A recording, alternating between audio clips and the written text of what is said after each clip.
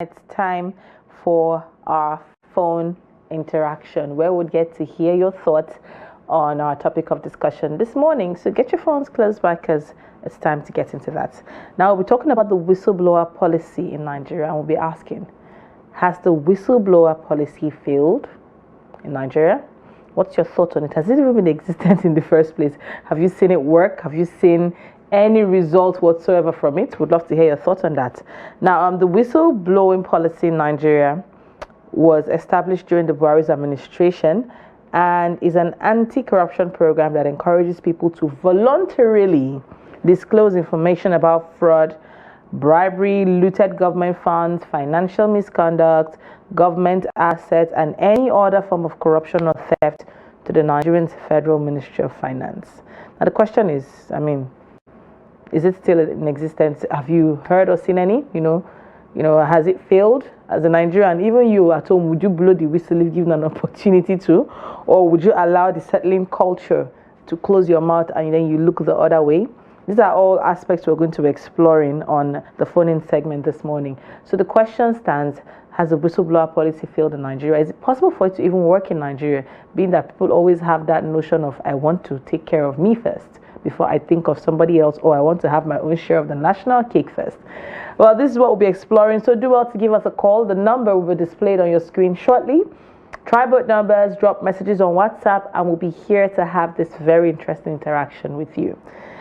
I would blow the whistle. I see the way I stuttered a bit in between, just maybe.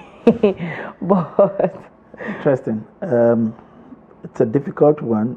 I think when that policy came into effect, there were loads of excitement because people felt maybe when we get to hear more about what's happening on the inside, the anti-corruption agencies will be moved, to act on them. What happened eventually is, with the Nigerian culture, is you who blows the whistle becomes the one who has to prove that the crime had happened, and that became a serious disincentive. So we'll hear from you how all of that has fared and what your experiences are. Good morning, your name and where are you calling from? Good morning. Good morning. My name is Ahmed Baba from Good morning, Mr. Baba. Yesterday we were struggling to hear you, but I'm happy that your lines are very clear. The network, the almighty network. Please go ahead. The issue, the topic of discussion this morning, the answer is obvious. Totally, that policy has failed. Like every other policy in Nigeria. They say in an adage that truth is bitter. When you tell anybody this, you become an enemy. So the government, they are not serious. Just like most of the law and National Assembly members are making. The one that will affect them, they will not be serious about it. The whistleblower policy is not working at all, because we have seen that some of you journalists that you are reporting now, most of the time you will say the topic, the comment you are making is of your own. The newspaper or the industry is not to support. Just in a nutshell, the whistle policy has failed because so many people made an attempt to expose those corrupt politicians or even high-ranking people, public servants. They are always a target. Many of them have been even sent to jail. There's a case of a reporter who made a report on the governor, and the governor used the reporter to Abuja. That reporter suffered in detention for several months. Up to today, I don't think anything has been heard of that because the governor was exposed. Like some of these, like the governor in the popular governor, whose case is in a public, it's in Nigeria that everybody, the whole world is watching now. Everybody knows it. I don't need to mention him.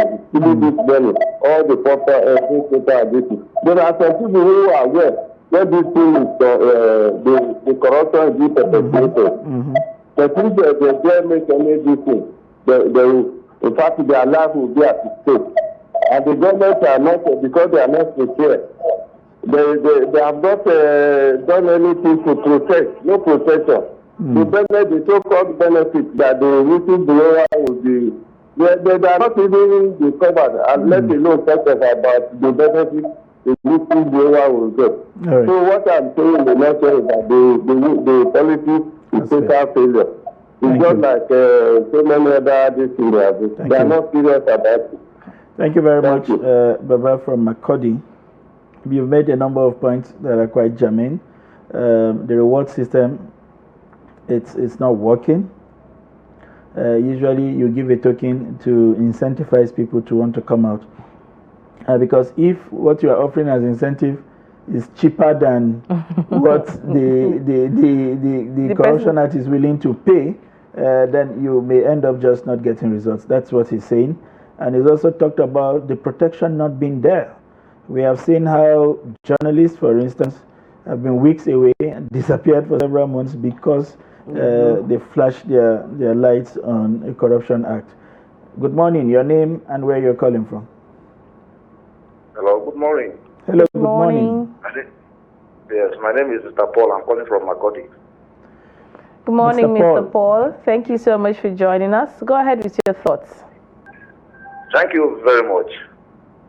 To me, the whistleblower policy is a joke.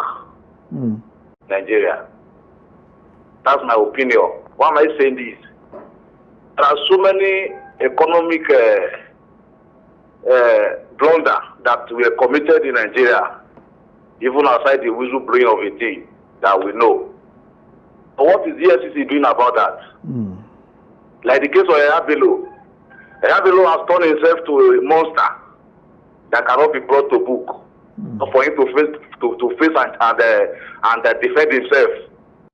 There's nothing that could be done about them. We are talking about whistleblowing. This one is not a whistleblowing issue. This one is a big truth that we can see. Mr. Paul, I'm sure you are aware that Eyabelo is in custody now.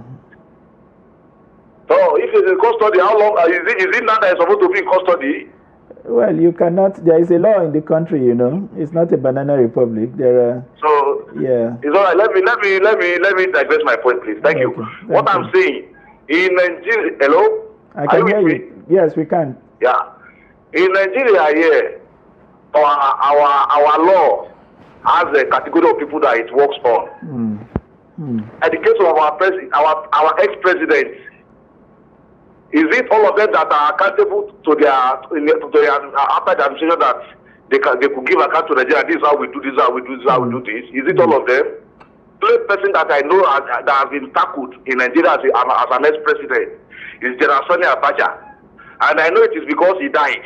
If he was alive, nobody would have said anything concerning that the blunder he committed financially in Nigeria.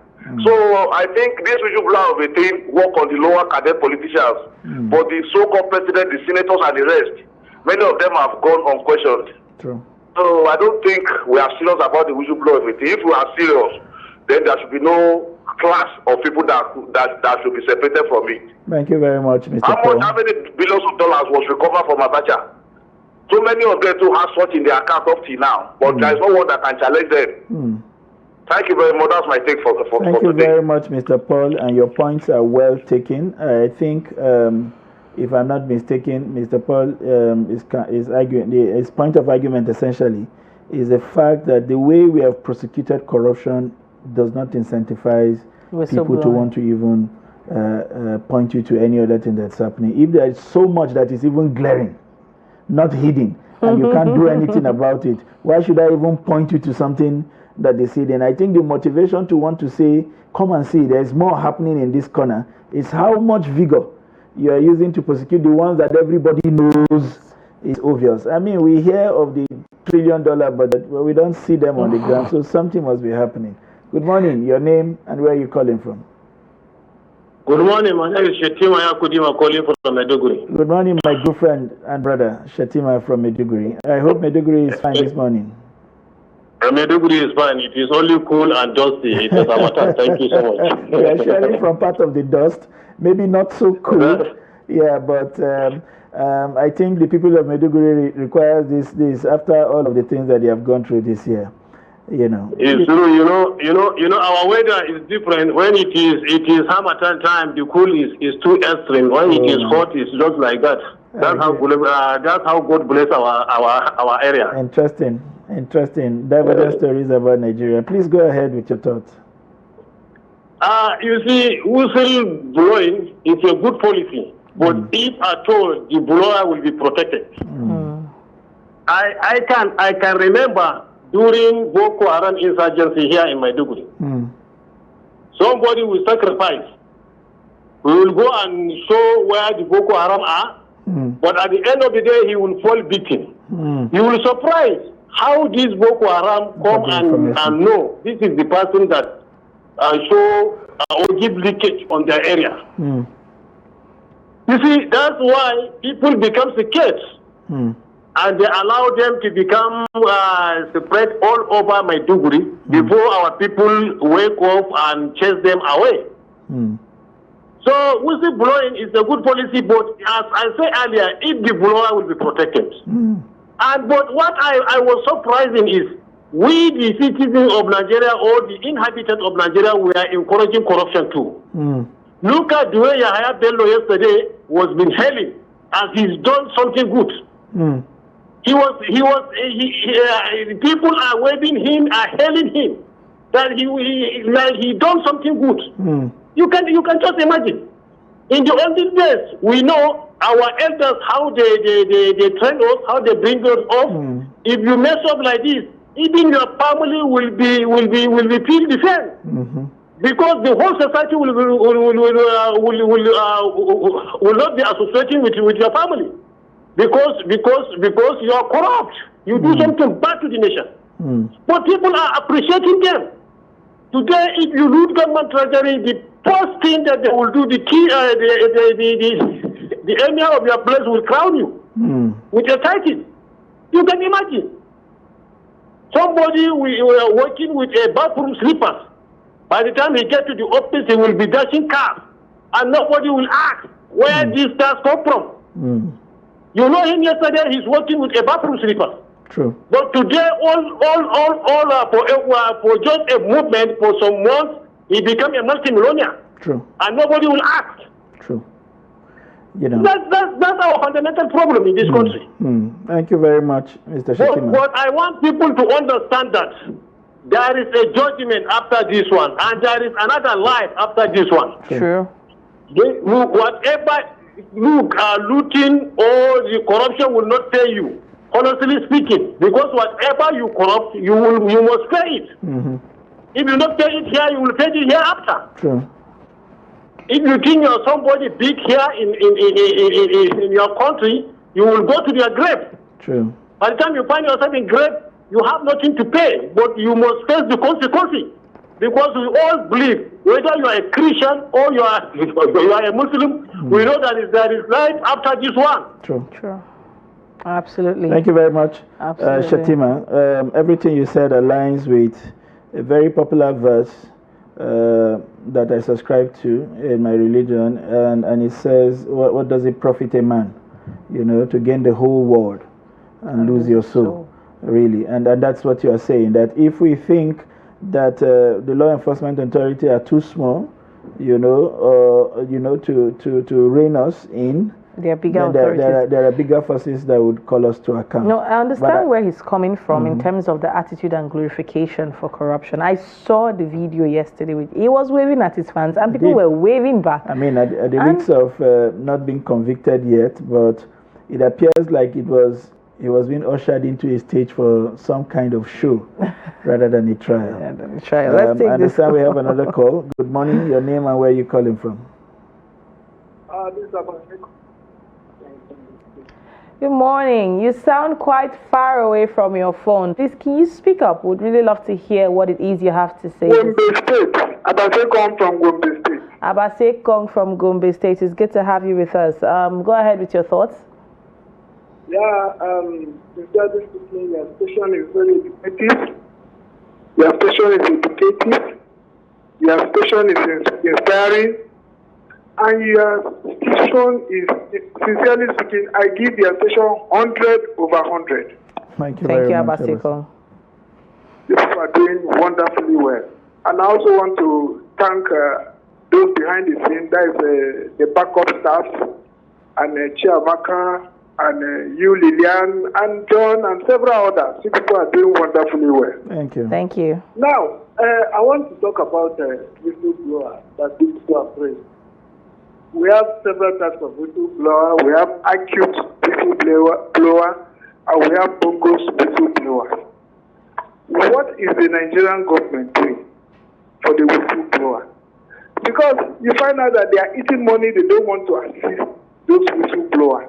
They will blow, and then they will not allow anything to happen by covering it. I remember in this session I talked about what happened during 1979. Somebody who was a ruler then, the president then. Trailers with crude oil moved to Cotonou. And when another one person was the president, trailers from Andoni, the one that was in who was the president then. So what was done? Nothing was done. Nothing was done. Our crew moved, and just look at the NPC now. Look at what is happening with the NNPC. Are there no whistleblower? There are, but they cannot because they will pay. My brother, may God help us. My problem is that we have very good people in your office, investigative journalism, that people are out and source more information and bring them out to the hearing of the populace. Thank you. Thank you so much, Abasi. I like the point you make, about the different kind of whistleblowing and how it appears that sometimes when you blow the whistle, you sort of draw the attention of the people who should arrest the situation to say, hey, it appears this place is leaking, let us go and cover it up. The whistleblowing is now the reason why they cover the corruption more rather than bring it to the fore. A very important point there. And Shatima was also saying something very, very useful about confidentiality of information. You come up in good faith for the love of country to say, I suspect A, B, and C is involved in something, you may want to look into it. And then the person is attacking you the next day. And you begin to wonder, how did they even get to know you were the one who had sent in, who had blown the whistle on them, so the whole process needs to be retinkered. There is no sincerity of purpose as it appears on the part of government. There is no protection of the whistleblower. There is no anonymity, as it were, because I don't understand why you dissipate energy wanting to know who is reporting rather than arrest the crime that the person is trying to bring to the fore. So much needs to be done clearly from a number of the calls that we have received. Good morning. Your name and where are you calling from? Yeah, my name is Ibrahim Pocho, calling from Kebbi State. Mr. Ibrahim from Kebbi State. What part of Kebbi exactly? Yeah, Kebbi South Senatorial District. All right. Thank you very much for joining us. Please go ahead and share your story. Welcome, sir. Yeah. My take on this about the whistleblower. Hello, can you hear me? Yes, please. Yes, we can. Go ahead. All right. So what I'm trying to say is that we don't need this issue of whistleblower because we know where the problem is. Because what am I saying that we don't need whistleblower? Because we know those that are looting the public fund are well known before everybody. So the government need to trace those people. Like for instance, how can you explain whereby a politician will store almost half of the budget of Nigeria, him alone, and then went abroad, established himself, or buy shares for his family, do all of that, the government is aware. Or a government worker who cannot afford like maybe 100,000 or 300,000 is building a house of 100 million or 50 million, driving a car of 15 to 40 million, 45 million. All of that need to be checkmated because the government knows. Why bringing in the whistleblowers is a waste of time, because those people will be wasting their time. Even if they give them that information, they are not going to go to work. They only go there and negotiate themselves and then find their ways around. That is just the country. Like what happened to the former governor of Kogi State, we know by the look of how Governor Yahaya Bello is smiling in court, it is a proven that it has been arranged outside the court that he will go there and show himself in the court, blah, blah, blah, from days to days, that case will die down. Before Yahaya Bello, there are several people that have been accused in looting Nigeria money, which has not been prosecuted. They are freely moving around. Some of them are inside the Senate now. They are the lawmakers. Some of them are inside the House of Representatives. They are the lawmakers. We knew them and we know them. So the government should not bring people into that because they are risking the lives of the innocent Nigerians. Once you give out an information, they will hire officers. They will go and terminate your life. So there is no point hiring and whistleblower on all of this because they know where the problem is coming Thank you from. very much. That is my take. Thank you very much, Ibrahim from KB. Let me, at this point, put a bit of caveat. Yahaya Bello has not been found guilty by any court of law. He still remains innocent until proven guilty by the provisions of our law. So, as we make reference, let us kindly exercise some caution. So that we too can remain in business and continue to bring you this information. Let us not pass judgment before the court of law. That's one note of caution. I get the point you are making, Ibrahim, about how it appears like an exercise in futility. They say you don't need a magnifying lens to see what your ordinary eyes can see, and that's what Ibrahim is saying, that these things are obvious. They are indeed obvious. We live with people who work in the civil service in places like pension offices, in places like audit offices and the rest of them, and they live a lifestyle that you can't reconcile with the minimum wage or whatever it is the civil service pays. You know, we see politicians who show up in office and next minute they are living a life that you cannot reconcile. And that is why somebody like the presidential candidate of Labour who talked about billionaires without enterprise. They are billionaires, but we don't know what you produce. We don't know which factory you operate. We don't see the people you pay. You don't buy, you don't sell, but you are just billionaires. And those kind of billionaires do not make for prosperity because there is no wealth sharing. There is no wealth creation. There is no value addition. You just do one government contract and boom. You're up there. All right, let's take our last caller this morning. Good morning. Tell us your name and where you're calling from. Morning. This is Siva from Kano. I didn't get your name, please. Siva from Kano. Silva from Kano. Siva. All right. Thank you for joining us. Go ahead with your thoughts. Good morning. Good morning. Yeah, sorry, I will digress a little bit. I just want to ask one simple question, please. Okay. From the main topic, I just want to ask the gentleman in the studio, is he brother to Yahaya Bello, please? I'm not. I am just a journalist who is supposed to stand on a neutral ground. What I'm saying is, this place is not a court of law, so we cannot assume that. No, what I'm saying, the reason of my question, I see you look very much alike with him. I thought it was a Yahaya Bello in the studio. Maybe when you see me in person, you'll be able to identify. Okay, thank you. That's why I say I will a little bit digress. Thank you. I wish you well. Thank you very much. All right, what a way to end the phone-in segment. Interesting. All right, our maxim here is simple: to try to be as neutral as possible, but to also give voice to every shade of opinion. Everybody has a right to be heard. We cannot disparage divergent perspective. Everything is allowed as long as you play within the realms of civility and respect for the other person. And until the court of law says this is what it is, we can obviously not pass judgment from the studios of Trust TV. But it's been an interesting engagement with you. We've seen all shades of opinion, very valid opinion, and we hope that the people at the helm of affairs understand how Nigerians feel and understand the pulse of Nigerians when it comes to this issue.